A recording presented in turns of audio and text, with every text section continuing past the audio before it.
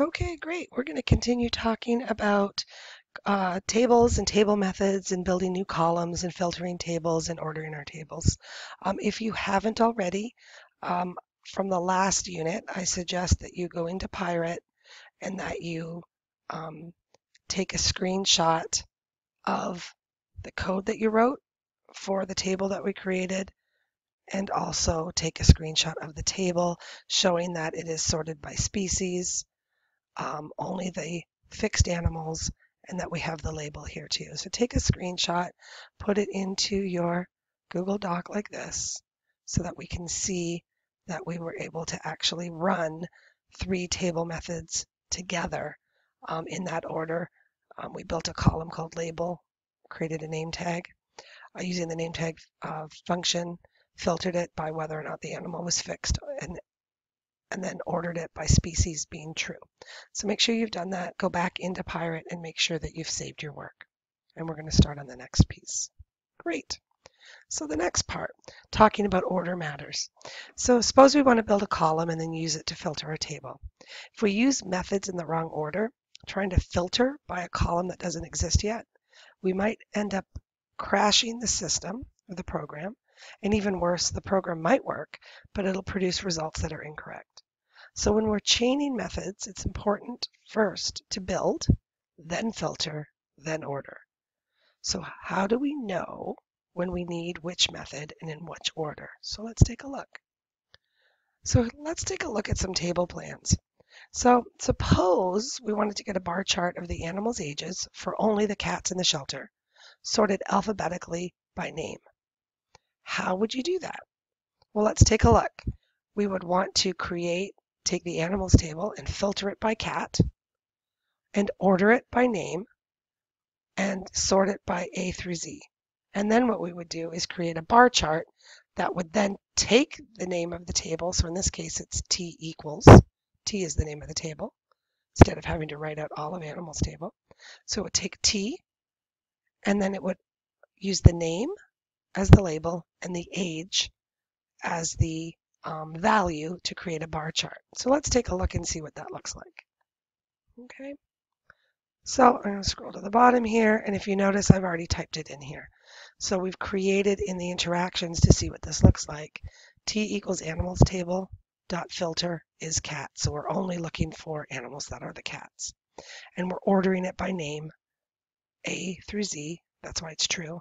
And then we're going to create the bar chart looking at the bar chart requires, if you look in the contracts page, the table name, the name of the value that we're going to chart, and then the value. So this is the label, and then that's the value. So we'll do that, and then we'll hit enter. And now we have a bar chart looking at Felix the cat, who's 16, and we've got Heathcliff, and you can actually see these are all cats. That's what we're looking at, and they're all cats that are fixed. Okay, once you've done this, take a screenshot of this particular graph and then take a screenshot of the code that you wrote for the graph and put that into your Google Doc. And again, if you need to, pause so that you can get the work done and then come back to the video when you're ready. So I'm also going to take a screenshot of the code. Oops, that's not what I wanted. Yes, I did. New. And that's the code that generated that graph, that chart. So we'll do that. We'll put it underneath. Okay. So that's a way where we were able to combine different methods. We use the filter and then the order by. All right. So now we're going to check. Let's go back to Pirate. And then we're going to check the next option. So that's one way to make a table. So then afterwards, say we wanted to get the same bar chart, but now only for the fixed animals and sorted alphabetically by name. Okay, so now you want to get to the same bar chart now, for now only the fixed animals, sorted by name. How would you do it? So again, we're going to only look at the fixed animals, not the is cat. So look at the only thing that's changing here. The only thing that's changing here is fixed, right?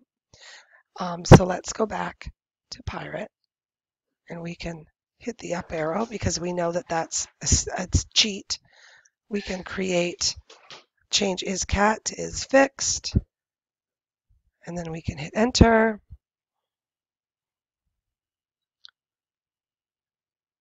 Let's see. Oh, maybe I have to run it. I think I have to run it because there's already a T in there. So let's try that again. I'm going to run it so we're back at the beginning.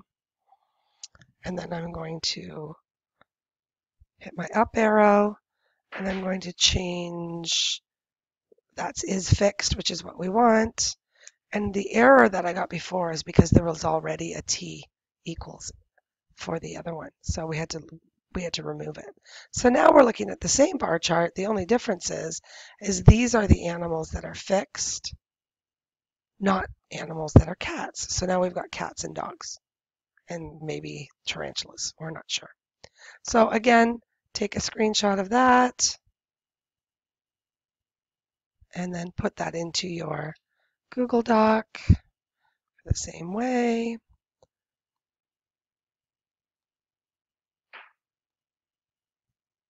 And for the same thing that we've done before, this should seem very repetitive because we do it all the time. You're going to take a screenshot of the code we just wrote, and you're going to copy that, put it in your Google Drive. Now on your own, I'm not going to walk you through it. I want you to now create. Now on your own, using the exact same method that we just did, I want you to now create a bar chart. And again, we're doing the same type of bar chart. The only difference is rather than looking at only the cats or whether or not the animal is fixed, make a bar chart of all the is young. And that's the function that looks at whether the animal is less than 4 years old. So I'm going to give you a moment to create that bar chart. And just like you did with everything else, you're going to take a screenshot of that bar chart, and you're going to take a screenshot of the code that you've written, and you're going to put it into your Google Doc. So I'm going to let you do that right now.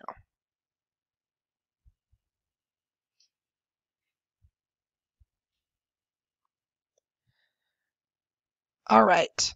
If you're still working on it, hit pause and come back to me when you're done. We're going to move forward. As you've probably seen, all of these things that we've just created are very repetitive. And the thing is that all we're changing is just what we're filtering the table by. So rather than do that, we're always doing the same thing, right? We're defining the table, and in this case, we're filtering and sorting. We're doing something with it, and in this case, we're making a bar chart. But wouldn't it be great if Pirate had a function that took in a table of animals and did these things for us? It seems like a problem we've seen before, back when we defined functions like gender or name tag. Whenever we have the same code written over and over, we can use functions to save us the effort. So I'm going to pause here, and then we're going to start working on some functions on the next video.